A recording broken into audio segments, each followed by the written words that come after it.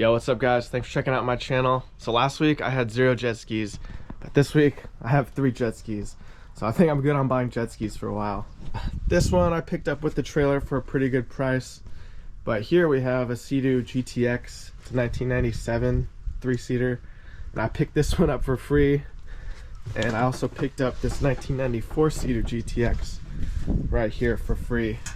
So when it's free, it's kind of hard to turn down. I had picked this one up like 2 days prior, but then these 2 Seadoos popped up. And so I figured at least one of them I should be able to get running and maybe sell the rest. But let's start working on all these jet skis. Okay, with this newer GTX here, so it looks like this is unbolted and there's like a bunch of shit in there.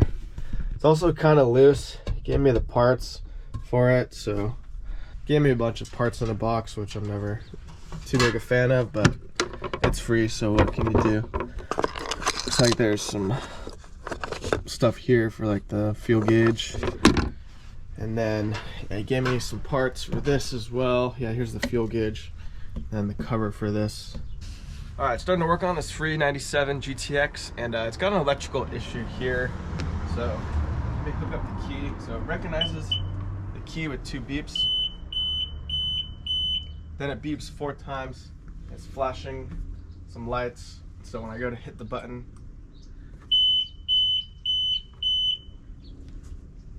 yeah, I'm hearing something in the relay.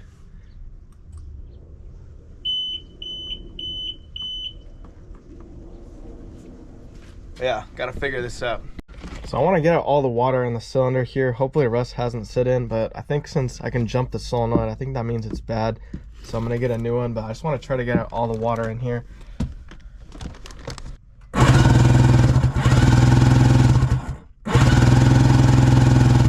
I was doing a ton of research. I thought I had a bad starting solenoid. I thought I had maybe a bad relay somewhere, but it's actually something kind of worse. So if you look at the electronics here, you know, I started diving into it, looking at diagrams, and I realized I'm actually missing the CDI. And so I was like, what are these 2 wires supposed to be connected to? Because they're not connected to anything. And turns out these 2 wires go to the CDI. I just got one in the mail right here, and I'm pretty stoked on the price. I got it for under 20 bucks on eBay auction. I was literally about to cough up 200 bucks for all the other CDIs that were posted. That was like the minimum price. But this came off like a XP, and this is a GTX. But looking at the other GTX models for sale, it's got the same serial number here as some of the other GTXs. So, you know, I think it should fit. It's got the same wiring. So let me install it and see if that fixes our electrical issue. So yeah, it looks like it's the right wiring. So let me install these. See if this fixes our issue here. Okay, so before the CDI we were getting 4 beeps and it wasn't working. It would beep twice and then give 4 beeps. So now let's see what happens.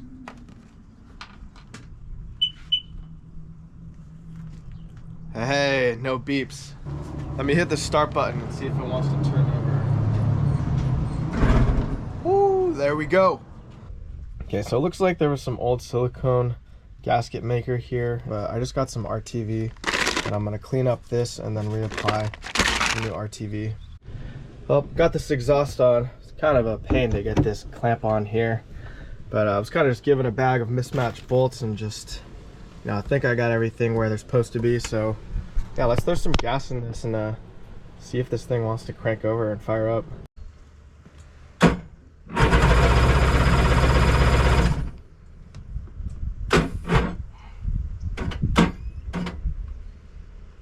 Ooh, yeah, there's still a lot of water in the cylinder here. I can see it coming out the spark plug hole.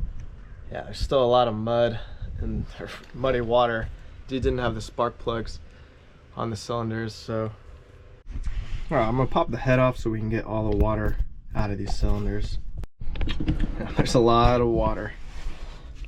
Ugh. At least a lot of dirty water on this piston here. I'm gonna get all this water out of here.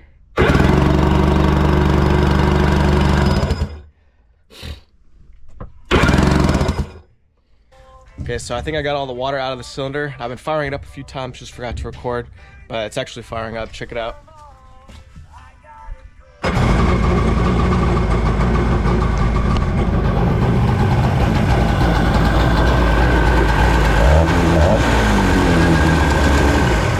had to take off the muffler because I found this motor mount piece and the spacers in a random compartment. So doing a little research, they go down in here. So gotta install this and then re-put on the muffler again.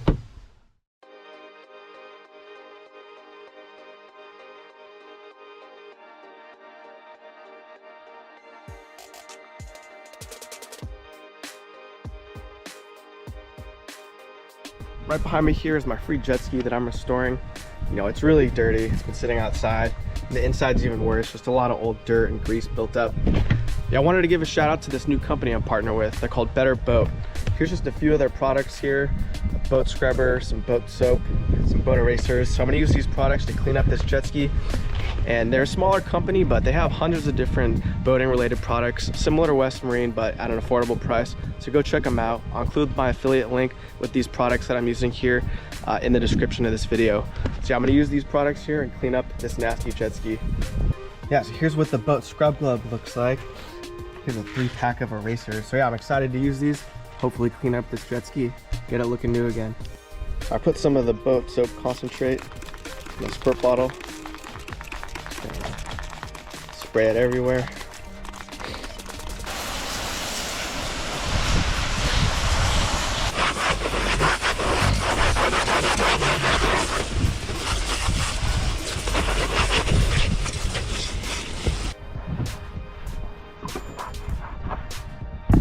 Here's the ski all cleaned up.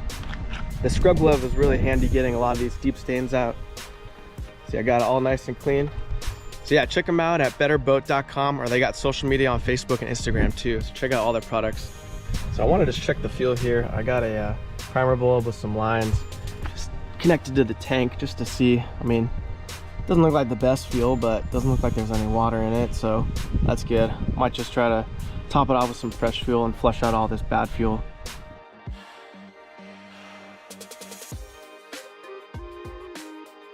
All right, we're out here on the lake doing the maiden voyage. She's running this free Seadoo. So yeah, I mean, I've had a pretty bad track record lately. I tend to buy a lot of outboard motors and different boats that are neglected. So I'd be happy if I don't break down.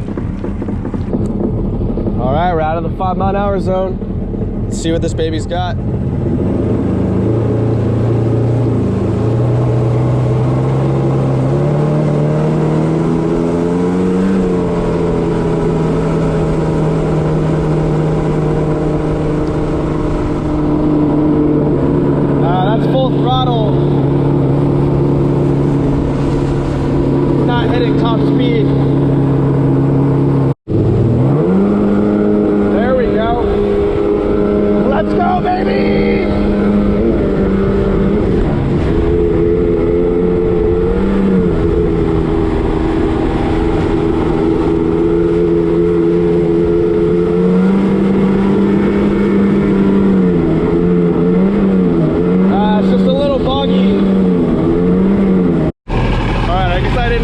Down all the way, so watch this.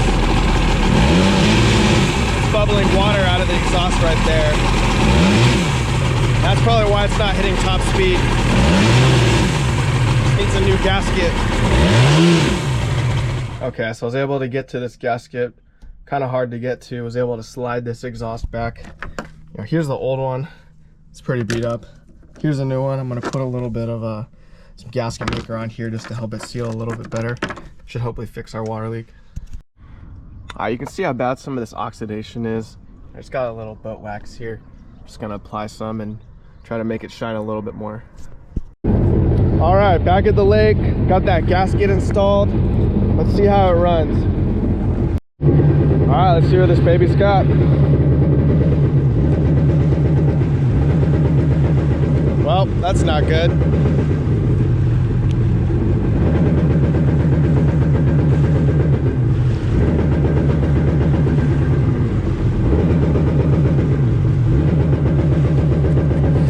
Oh shit.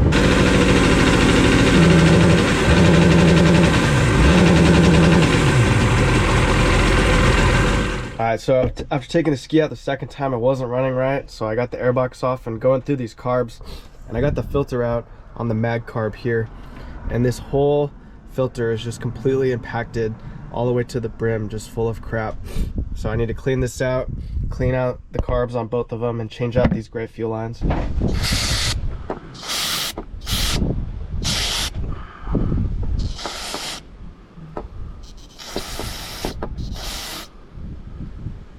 Yeah, all that stuff from this little filter here just came out of here, and there's even still more.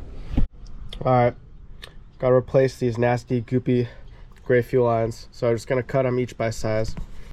All right, so I think my voltage regulator right here where my thumb is going bad. So I mean, I know my fuel system was messed up and it's clean now, but it wasn't letting me go over like 3,000 RPMs. Okay, so I got this new regulator installed, rectifier, whatever you want to call it. The wiring actually, compared to the old one with these yellow connectors, is a little bit different, but you know, I don't know much about Seadoos, but guys online were saying that as long as the yellow ones are connected and the red one, then you're good to go. You know, some guys were also saying you could just disconnect the red wire on your voltage regulator if you think it's bad. It's just not going to charge your battery, but I mean, this new one was a cheap aftermarket one, so I just got it installed. But there's definitely a night and day difference with the regulator plugged in where it's bogging down versus when it's unplugged. I'm gonna take my blowtorch here, try to restore some of this oxidized plastic.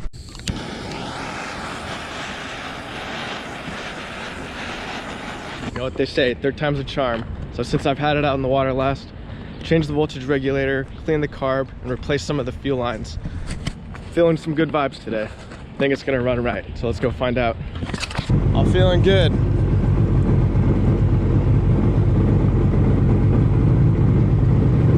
I think she's gonna rip, no issues. All right, let's see how she does.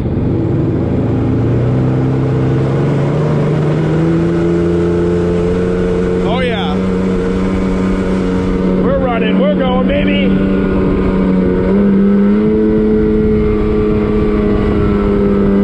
Yeah, buddy. Woo!